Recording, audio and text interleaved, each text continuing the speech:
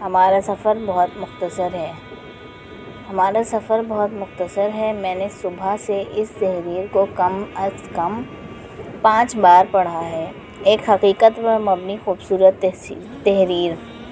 ایک عورت چھلانگ لگا کر بس میں سوار ہوئی اور ایک عورت کے برابر نشست پر بیٹھی اس کے پرس نے ساتھ بیٹھنے والی عورت کو چوٹ پہنچائی۔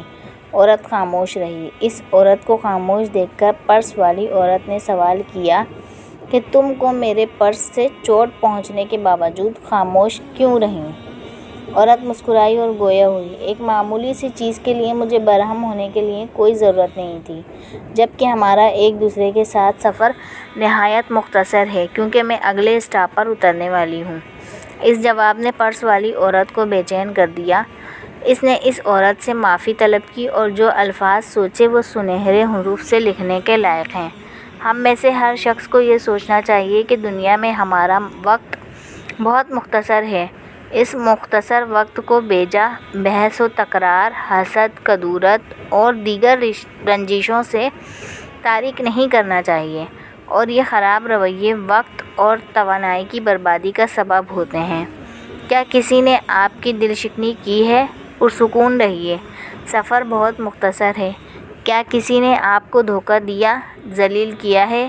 ریلیکس رہیں، دباؤ کا شکار نہ ہوں، سفر بہت مختصر ہے۔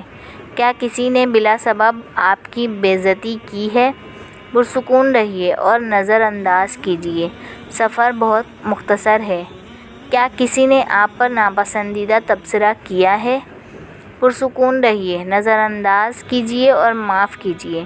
ان کو اپنی دعاؤں میں یاد رکھیے اور بغیر صلے کے ان سے محبت کیجیے، سفر بہت مختصر ہے۔ ہر وہ تکلیف جو کسی دوسرے سے آپ کو ملی، در حقیقت وہ اس وقت ہی تکلیف بنتی ہے جب آپ اس کے بارے میں سوچتے ہیں۔ یاد رکھیے، ہمارا ایک دوسرے کے ساتھ سفر بہت مختصر ہے۔ کوئی اس سفر کی طوالت سے واقف نہیں۔ کل کسی نے نہیں دیکھا، کوئی نہیں جانتا کہ وہ اپنے اسٹاپ پر کب پہنچ جائے گا۔ ہمارا سفر بہت مختصر ہے۔ آئیں اپنے خاندان اور دوستوں کی تعریف کریں، ان سے ہنسی مذاق کیجیے، ان کا احترام کیجیے، محبت کرنے والے اور درگزر کرنے والے بنیں، کیونکہ سفر بہت مختصر ہے۔